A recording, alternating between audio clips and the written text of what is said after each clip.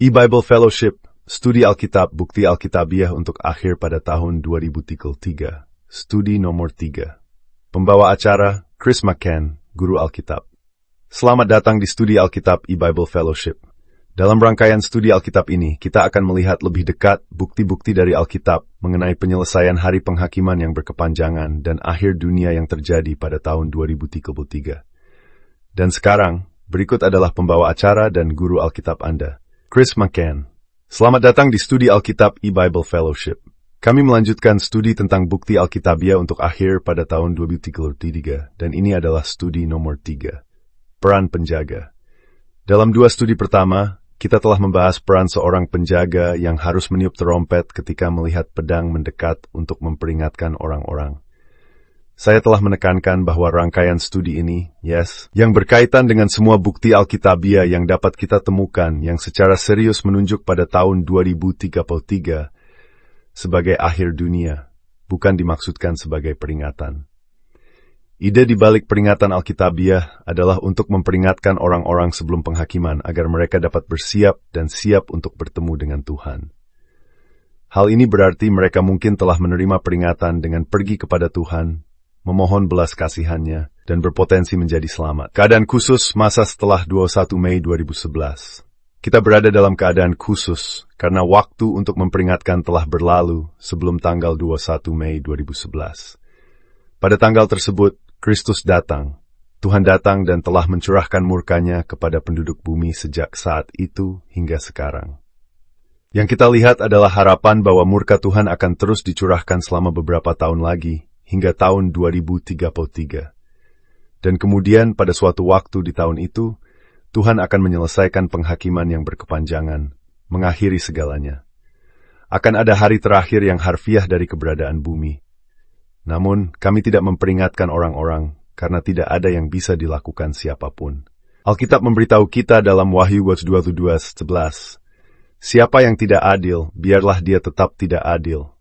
Siapa yang najis, biarlah dia tetap najis. Siapa yang benar, biarlah dia tetap benar. Dan siapa yang kudus, biarlah dia tetap kudus. Tuhan memberikan pernyataan ini karena berkaitan dengan zaman kita. Ini berkaitan dengan fakta bahwa setelah kita memasuki hari penghakiman, pintu surga tertutup, dan kondisi rohani setiap orang telah ditetapkan atau disegel dan tidak dapat diubah lagi. Kondisi rohani yang tetap. Jadi orang yang secara rohani najis atau tidak adil, yang adalah pendosa dalam dosa mereka tanpa juru selamat, tetap najis dan tidak adil di mata Tuhan, sementara yang benar tetap benar. Yang benar adalah seseorang yang telah diselamatkan oleh Tuhan. Kondisi rohani ini tetap, itu telah ditetapkan, tidak dapat diubah. Tidak ada yang dapat membuat Tuhan mengubah seperti yang dia lakukan pada masa keselamatan, seorang pendosa dari kegelapan dalam kenajisan rohani, ke terang, ke kerajaan anaknya yang dikasihi, ke posisi kebenaran. Itu tidak lagi terjadi, dan itulah mengapa E-Bible Fellowship saya sendiri, dan semua studi kami, tidak dimaksudkan untuk memperingatkan Anda. Lalu pertanyaan yang jelas adalah, jika Anda tidak memperingatkan kami, jika studi ini tidak dimaksudkan untuk memberikan informasi agar kami dapat pergi kepada Tuhan dan mungkin lolos dari murka dan kehancurannya, lalu apa sebenarnya yang Anda lakukan? Mengapa membicarakan hal-hal ini sama sekali di akhir dunia? Jika tidak ada kemungkinan bagi kami untuk diselamatkan, lalu apa tujuannya? Itu adalah pertanyaan yang sangat bagus, dan saya ingin meluangkan sedikit waktu untuk itu, karena pertanyaan itu benar-benar perlu dijawab. Cara menjawabnya, saya tidak akan memberikan penjelasan panjang. Sebenarnya, ini sederhana, tetapi juga rumit karena ada banyak informasi Alkitabiah yang mendukungnya. Saya tidak akan memaparkan semua informasi Alkitabiah. Saya akan mengatakan bahwa Tuhan telah menyatakan, dan ini adalah salah satu hal pertama yang Dia nyatakan setelah kami mulai mempelajari lebih banyak informasi pada hari-hari setelah masa kesengsaraan, hari-hari setelah 21 Mei 2011. Awalnya, Tuhan menyatakan bahwa kita harus memberi makan domba-domba, dan saya bukan orang pertama yang mengetahui itu. Bapak Camping adalah yang pertama. Anda dapat kembali dan menemukan program forum terbuka di mana dia berbicara tentang itu.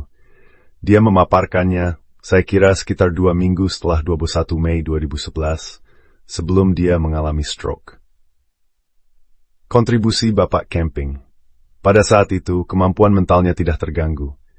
Siapa yang berpikir bahwa seorang pria berusia lebih dari 90 tahun yang mengalami stroke berat tidak terpengaruh kemampuan mentalnya, Anda tidak tahu apa yang Anda bicarakan. Tidak hanya itu, tetapi kami tahu ada perubahan karena bahkan setelah dia pulih sampai batas tertentu dari stroke dan mulai melakukan studi Alkitab, studi-studi Alkitab itu tidak setara dengan kualitas biasanya. Studinya jauh lebih dangkal. Dia melakukan beberapa studi di Kejadian dan beberapa studi di Yohanes. Dan sejujurnya, saat mendengarkannya, Anda belajar sangat sedikit dibandingkan dengan bertahun-tahun studi Alkitab, di mana Anda sebaiknya menyiapkan pena dan kertas, karena ada begitu banyak informasi. Sangat menyenangkan memiliki banyak studi Bapak Camping secara daring dengan tombol jeda, karena ada begitu banyak informasi. Bagi seseorang yang telah belajar banyak dari Bapak Camping, mendengarkan studinya setelah stroke, sangat jelas bahwa informasinya jauh lebih sedikit, tidak begitu mendalam, lebih dangkal. Itu adalah salah satu indikator adanya masalah. Indikator lain adalah dia tidak pernah kembali ke forum terbuka, dan itu penting dia tidak akan menyerah begitu saja. Jika dia mampu melakukannya dengan cara apapun, dia tidak akan menyerah. Pergeseran fokus pelayanan. Tetapi bagaimanapun juga, apapun kondisi Bapak Camping, sebelum stroke, dia mengerti bahwa Tuhan telah menyelamatkan semua orang yang dipilih. Dia menghentikan mesin cetak, tidak lagi mencetak traktat apakah Tuhan mengasihi Anda, dan tidak lagi melakukan perjalanan misi untuk menginjil. Pada dasarnya, instruksinya kepada Family Radio adalah untuk menghentikan penginjilan. Dan yang saya maksud dengan penginjilan adalah memproklamasikan Injil untuk keselamatan. Masih ada penginjilan dalam arti memproklamasikan Injil. Injil, definisi terbaik untuk kata Injil adalah memproklamasikan kebenaran firman Tuhan pada waktu dan musim yang tepat. Jadi, Injil untuk zaman gereja dirancang untuk periode waktu itu. Namun beberapa perubahan diperlukan untuk Injil yang diberitakan kepada bangsa-bangsa di luar gereja selama hujan akhir, setelah zaman gereja berakhir. Menyesuaikan Injil. Tuhan membuat perubahan dalam program, tidak lagi beroperasi dalam gereja korporat, dan karena itu Injil disesuaikan untuk tunduk pada kehendak Tuhan. Injil ditentukan oleh kehendak Tuhan pada waktu dan musim yang tepat. Hari ini, di hari penghakiman, tidak ada lagi keselamatan jiwa yang berlangsung karena Tuhan telah menyelamatkan semua orang yang Dia niatkan untuk selamatkan.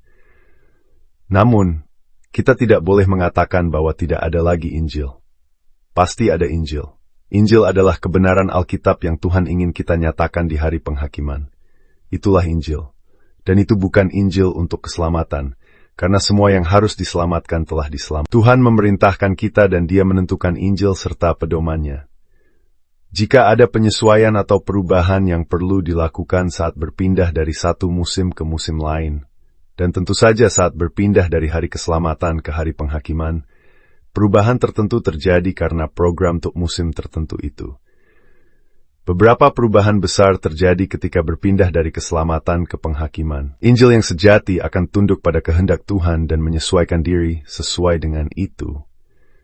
Ini penting karena seringkali setelah Tuhan membuat perubahan dalam program dan memerintahkan umatnya untuk menyesuaikan diri, mereka harus menggabungkan perubahan yang Tuhan buat. Transisi dari Perjanjian Lama ke zaman gereja.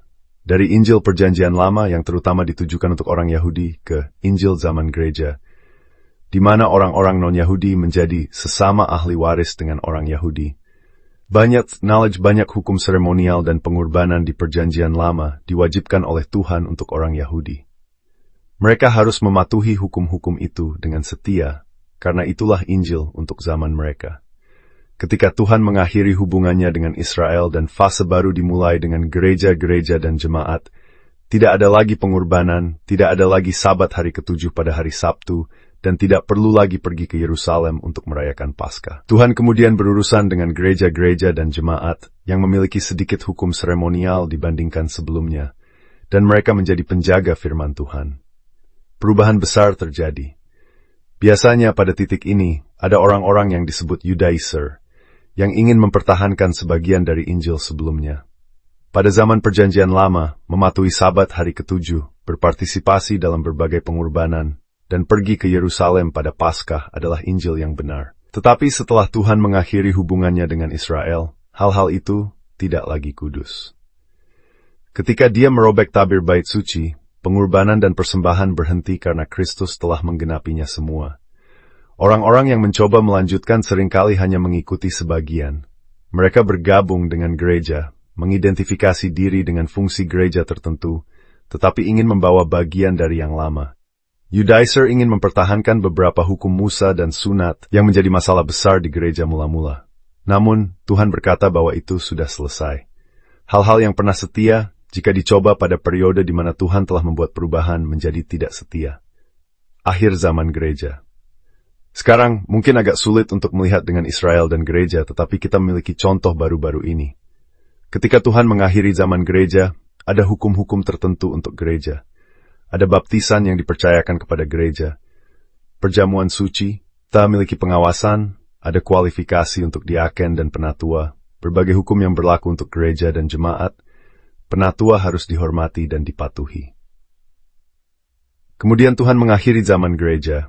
Dia menyebabkan pendeta berhenti memberi makan kawanan, Roh Kudus keluar dari tengah-tengah jemaat. Dia menyerahkan mereka kepada roh setan untuk penghakiman, dan dia memerintahkan umatnya untuk keluar dari gereja. Sekarang umat Tuhan beroperasi dalam periode baru, bagian baru dari jadwal Tuhan, waktu dan musim yang berbeda.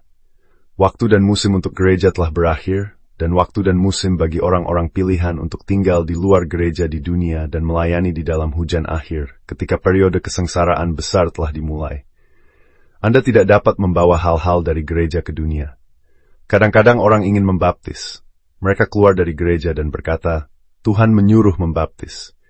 Ya, tetapi harus ada penatua, seseorang dengan otoritas rohani dari gereja untuk mengawasi baptisan. Jadi kita tidak membaptis. Ada juga yang ingin mengambil bagian dalam perjamuan suci. Tidak, alasan yang sama. Tidak ada yang mengawasinya. Itu adalah hukum seremonial yang diberikan kepada gereja, dan kami tidak melakukannya, juga tidak perlu melakukannya. Sekarang kami menikmati realitas rohani yang ditunjukkan oleh tanda-tanda dan hukum seremonial tersebut. Injil yang sangat berbeda, dan Setsnia mencoba membawa hal-hal dari zaman gereja ke program baru yang Tuhan tetap akhir, dan tidak setia. Tinggalkan itu. Hari penghakiman dan akhir hujan akhir. Kemudian kita sampai pada 21 Mei 2011, akhir dari zaman kesengsaraan Bir, tetapi juga Sulgutir. Untuk era perjanjian baru, ada hujan awal dan hujan akhir, dan semua buah telah berkembang, semua orang yang diselamatkan dalam program pemilihan Tuhan telah diselamatkan. Pada tanggal 21 Mei 2011, hujan akhir selesai, kesengsaraan besar berakhir, hari penghakiman dimulai, dan sekarang Tuhan akan menghitung dengan hamba-hambanya, menghakimi dunia, dan orang-orang pilihan akan menghadap takhta penghakimannya. Awalnya tentu saja, ada beberapa pemahaman yang kita miliki yang belum diketahui beberapa orang. Mereka tidak menyadari hal-hal ini, dan mereka berpikir bahwa karena hari keselamatan telah berlangsung selama berabad-abad, sudah tertanam dalam diri kita untuk mengarahkan orang kepada Tuhan, memohon belas kasihan agar Dia menyelamatkan. Orang-orang bisa secara alami menyebutkan dalam percakapan atau kesaksian mereka, pergi kepada Tuhan, mungkin Dia akan menyelamatkanmu. Tetapi kita tidak boleh melakukan itu lagi sesuai dengan musim sekarang, itim sekarang. Itu tidak lagi benar, itu akan tidak setia karena itu tidak benar, dan hanya kebenaran yang bisa setia. Jadi kita harus menyesuaikan dan memodifikasi bukan berdasarkan pemahaman kita, tetapi pada Injil, kebenaran Tuhan yang diungkapkan, pengungkapan program penghakimannya yang adil. Roh Tuhan yang mengungkapkan itu melalui perbandingan ayat dengan ayat. Itulah yang kami cari untuk tetap berada dalam batas-batas yang ditetapkan oleh firman-Nya. Jadi, kami memproklamasikan dalam keinginan kami untuk memberi makan domba-domba. Dan kita akan membahas itu lebih lanjut dalam studi berikutnya. Karena Kristus mengarahkan kita untuk memberi makan domba-domba. Kita harus tetap dalam batas-batas itu. Dan itulah kebenaran tentang zaman yang kita jalani. Kebenaran tentang hari penghakiman yang harus kita nyatakan untuk memberi makan domba-domba. Itulah satu-satunya cara kita untuk dapat memahami semua variabel, semua informasi yang berkumpul. Pintu telah tertutup, ini adalah hari penghakiman, dan Yohanes 21, gembalakan domba-dombaku, gembalakan domba-dombaku, gembalakan domba-dombaku. 3 kali. Penutup. Terima kasih telah bergabung dengan kami dalam studi Alkitab Malam e-Bible Fellowship. Bersama pembawa acara dan guru Alkitab Anda, Chris McCann. Untuk studi dan informasi lebih lanjut, kunjungi situs web kami ebiblefellowship.org. Sampai studi Alkitab berikutnya, semoga semua kehendak Tuhan yang sempurna terjadi.